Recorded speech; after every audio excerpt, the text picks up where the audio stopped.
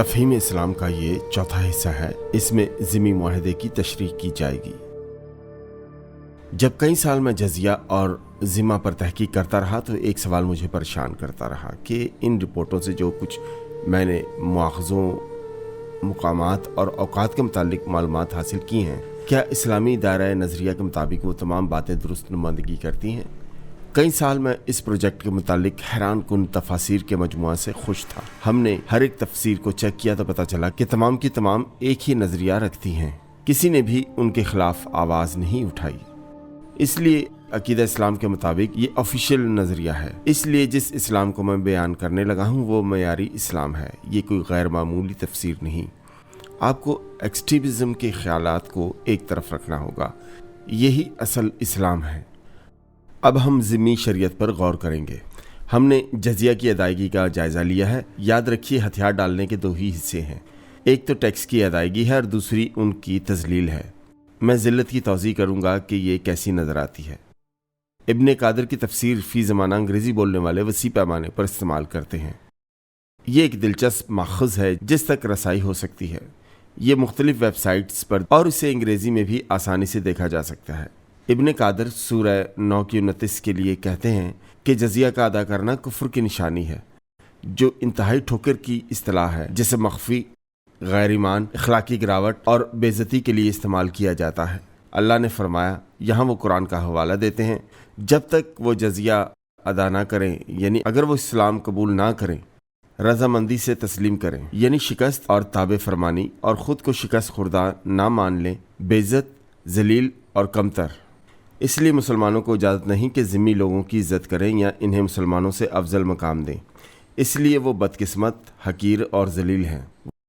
वो मुस्लिम उसको कहता है जो इस रिवायत पर चलता है। अबू हुरैरा से रिवायत है कि नबी ने फरमाया, तुम यहूदियों और मसीहों को पहले सलाम ना करो, यानी तुम अस्सलाम अलैकुम ना कहो, यानी यहूद और नसारा पर सलामती ना भेजो।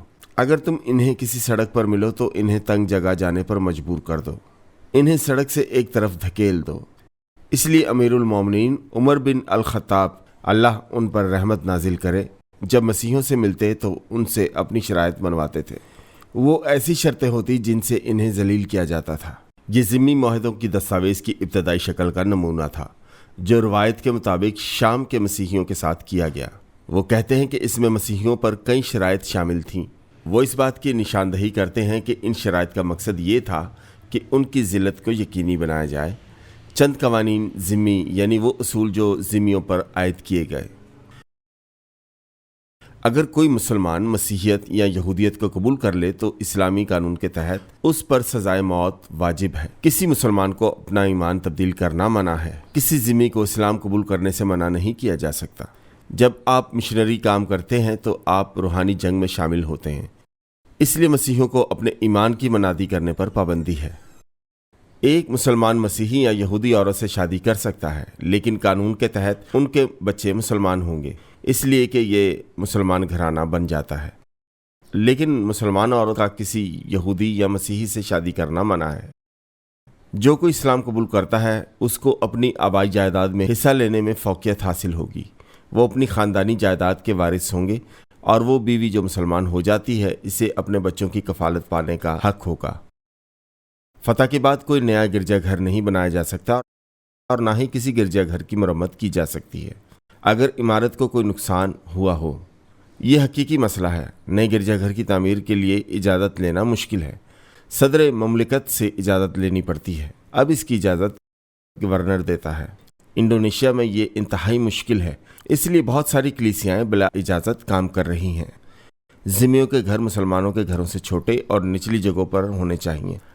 अगर आप पहले हस्पानवी मुस्लिम इलाकों में यहूदी घरों को देखें तो आपको उनके बहुत छोटे छोटे घर नजर आएंगे। ज़िम्मियों को अलग लिबास पहनना होगा और मुसलमानों से उनका लिबादा गरीब नजर आना चाहिए। ज़िम्मी को मुसलमान के लिए जगह खाली करनी चाहिए और दूर हट जाना चाहिए। एक ज़िम्मी की सूरत इनकिसारी लिए हो। मौत के दुख में या आज़ा के कटने पर एक ज़िम्मी को मुसलमान के ख़िलाफ़ हाथ नहीं उठाना होगा। मौत की तकलीफ़ में मुब्तला किसी मुस्लिम के ख़िलाफ़ लानत भेजने से मना किया गया है। ज़िम्मी कोई हथियार ना तो रख सकता है और ना ही उसका मालिक हो सकता है। انہیں بلا دفاع رہنا چاہیے۔ آج بھی عراق میں اگر کلیسیا میں محافظوں کی ضرورت ہو تو صرف مسلمانوں کو ہی لیں گے، کیونکہ مسیحیوں کو ہتھیار کے ساتھ بھرتی کرنا اسلام کے خلاف ہے۔ اس سے مسلمان مجروح ہوں گے۔ ایک مسلمان کا خون ایک ذمہ کے خون کے برابر نہیں۔ مثلا مسلمان کے قتل کی سزا موت ہے۔ شریعت کے مطابق مسلمانوں کو غیر مسلم کے قتل کرنے پر موت کی سزا نہیں دی جا سکتی۔ ابن تیمیہ لکھتے ہیں، یہودی اور مسیحی حضرت محمد اور اسلام پر ایمان نہیں رکھتے، اس لیے ان کا خون اور مسلمانوں کا خون برابر نہیں ہو سکتا۔ سعودی عرب کا ایک طریقہ کار ہے جو شخص ان کے خون کی قدر بیان کرتا ہے۔ ایک مسلمان کا خون سب سے زیادہ قیمتی ہے، پھر ایک مسلم عورت کا، پھر مسیحی مرد، اس کے بعد مسیحی عورت کا، یہودی مرد کا اور اس کے بعد یہودی عورت کا، بعد ازاں ہندو مرد کا اور آخر میں ہندو عورت کا۔ وہ سب کے سب اپنے مرتبے کے مطابق تنزیلی ہیں۔ اگر ایک ذمہ دوسرے ذمہ کو قتل کر دیتا ہے اور مسلمان ہو جاتا ہے تو وہ سزا سے بچ سکتا ہے۔ جو کوئی اسلام کو قبول کر لیتا ہے تو وہ موت کی سزا سے بچ سکتا ہے۔ مسیحیوں کو کوئی عوامی عہدہ دینے کی اجازت نہیں اور نہ ہی وہ مسلمانوں پر اختیار رکھتے ہیں۔ یہی وجہ ہے کہ مصر میں شاید ہی آپ کو کوئی اسکول کا پرنسپل نظر آئے گا یا مسیحی پارلیمنٹ کا نمائندہ ملے گا۔ وہ دن گئے جب بطرس غالی مصر کی جانب سے UN کا مستقل ممبر تھا۔ اب ایسا کچھ نہیں۔ اسلامی عدالت میں مسلمان کے خلاف ذمہ کی گواہی کی کوئی حیثیت نہیں، اور یہ اس زمانے کا اہم مسئلہ ہے۔ یہ اصول دنیا اسلام میں ہر جگہ پایا جاتا ہے۔ اگر ایک مسلمان کسی مسیحی کے خلاف قصور کا الزام لگاتا ہے، جیسا کہ وہ اس کو مذہب تبدیل کرنے کی ترغیب دیتا ہے، اس صورت میں مسیحی کی اپنے دفاع میں گواہی قبول نہ کی جائے گی۔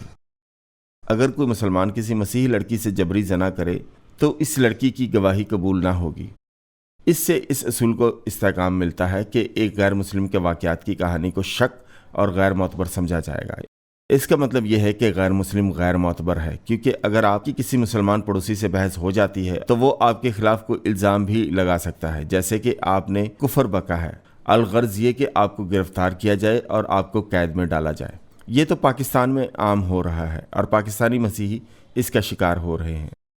ذمیوں پر لازم ہے کہ وہ مسلمان سپاہیوں کو گھر میں اتاریں اور انہیں کھانا کھلائیں۔ ذمی معاہدے کے مطابق انہیں جہاد میں مدد فراہم کرنی ہے۔ وہ اسلام کے دشمنوں کی مدد نہیں کر سکتے۔ یہی وجہ ہے کہ شام میں آج سنی باغی مسیحیوں کو مار رہے ہیں، اس لیے کہ وہ اسد کی حمایت کر رہے تھے، اور سنی باغی یہ دعویٰ کرتے ہیں کہ وہ اسلام کے لیے جنگ کر رہے ہیں، اس لیے جو کوئی ان کی مدد نہیں کرے گا قتل کیا جا سکتا ہے۔ ذمی معاہدہ کے تحت ان کی حفاظت کی کوئی ضمانت نہیں۔ ذمی اپنے مذہب کو کھلم کھلا ظاہر نہیں کر سکتے، جیسے صلیب کا دکھانا، جنازے کا جلوس، گھنٹیاں بجانا یا بلند آواز سے گانا۔ اگر آپ 19ویں صدی کے یروشلم کی تصاویر کو دیکھیں گے، آپ کو کسی گرجا گھر پر صلیب نظر نہیں آئے گی۔ جب حماس نے غازہ کو قبضے میں لے لیا تو کیتھولک کلیسیا نے گھنٹیاں بجانا بند کر دیا تھا۔ ذمیوں کو اپنے بچوں کو اسلامی تعلیم دینے کی اجازت نہیں تھی۔ آپ نظام تعلیم کا ظلم تو برداشت کر سکتے ہیں لیکن اس کو سمجھ نہیں سکتے۔ ذمیوں کو گھوڑے پر سواری کی اجازت نہ تھی، اس لیے کہ یوں وہ مسلمانوں سے مرتبت میں بلند نظر آتے تھے۔ بعض علاقوں میں ذمیوں کو اپنے لباس پر رنگین کپڑے کا جوڑ لگانا پڑتا تھا تاکہ فرق معلوم ہو جائے۔ یہ قرون وسطیٰ میں جرمنی کے نازیوں کے متعارف کرانے سے پہلے کیا گیا۔ قاری احمد بے طالب نے 19ویں صدی اندلسیہ میں یہودیوں اور مسیحی ذمیوں کو مجبور کیا کہ وہ اپنے کندھوں پر سفید رنگ کا جوڑ لگائیں، اور یہودیوں کو بندر اور مسیحیوں کو سور کی تصویر لگانے کا حکم ابن اردن نے بھی اندلسیہ میں دیا تھا، اور مسیحیوں کو سور کی تصویر لگوانے کا حکم ابن اردن نے بھی اندلسیہ سے کہا تھا، اور اپنے دروازے پر بندر کی تصویر لٹکانے کے لیے کہا۔ ان پر ایک خاص نشان لگانا ضروری ہے تاکہ ان کی پہچان ہو جائے۔ یہ بھی تذلیل کا ایک طریقہ تھا، یہاں تک کہ عوامی حماموں میں جہاں لوگ ننگے نہاتے تھے۔ بازنطینی زمانے میں رومیوں میں یہ روایت ملتی ہے کہ غیر مسلم کو اپنے گلے میں ایک گھنٹی باندھنی ہوتی تھی یا کوئی اور پہچان کی نشانی تاکہ معلوم ہو جائے کہ وہ مسلمان نہیں۔ ان مجبوریوں سے منسلک اور بہت سی باتوں کا اظہار ہوتا ہے، جیسے یہ عام بات تھی کہ بچے غیر مسلم لوگوں پر پتھر پھینکتے تھے۔ یہ بات تو 19ویں صدی میں فلسطین میں کی جاتی تھی۔ مسلمان بچے ذمیوں سے بدلہ لیتے تھے، یہودی اور مسیحی محض خاموش رہتے تھے۔ آج بھی فلسطینی بچے IDF پر پتھر پھینکتے ہیں اور اسی روایت کا حصہ ہیں۔ یہ اس کے مترادف ہے کہ تم میرے لیے کتا ہو، مجھے حق ہے کہ میں تمہیں پتھر ماروں۔ اے ذمی، یہودیوں اور مسیحیوں پر لعنت بھیجنا۔ لین نے 1836 عیسوی مصر کی ایک نسلی اور ثقافتی تنوع کو شائع کیا اور اس نے لعنتوں کے متعلق لکھا۔ इसने उन लानतों को अपनी किताब में लिखा। जब मसीहियों को ज़िम्मी बनाकर ले जाया गया तो लानतें उन पर वक़ू होने वाली थी। मुसलमान अपने मकबूजा अफराद को कत्ल कर देते और उनकी बीवियां और बच्चे ले लेते। काश वो पनाह में ना लिए जाते। यमन में जब यहूदी बच्चे यतीम हो जाते, अभी तक राइज है, तो इन्हें मुसलमानों को दे दिया जाता। उस्मानी हुकूमत में मसीह कम्युनिटीज से 5 में से 1 बच्चा ले लेते, जिनमें सर्ब, यूनानी और दूसरे होते थे। वो इन्हें मजबूर करके मजहब तब्दील करवाते थे और इन्हें गुलाम या सिपाही बना देते। यूं ज़िम्मी होने के साथ कई कबाहतें शामिल थीं। ये ज़िम्मी कानून बयान किया गया है जो बहुत ज़्यादा गैर मुनसिफाना और इम्तियाजी है, जो इस्लामी हुकूमत में रहने वाले मसीही यहूदियों और दीगर लोगों के खिलाफ काम करता है। मैंने इन कवानीन की क्लासिकल तफहीम को बयान किया। अमली एतबार से दुनिया में एक भी ऐसा मुल्क नहीं जहाँ किसी न किसी हद तक ये कवानीन नाफिज नहीं किए गए। मिसाल के तौर पर इंडोनेशिया में गिरजाघर की तामीर के लिए इजाज़त देना बड़ा मुश्किल है और कई ममालिक में तो इंतहा है। बाद के सेशन में मैं कुछ मिसालें देकर बयान करूंगा कि इन उसूलों से कैसी कबाहतें और अज़ारसानियाँ पैदा होती हैं।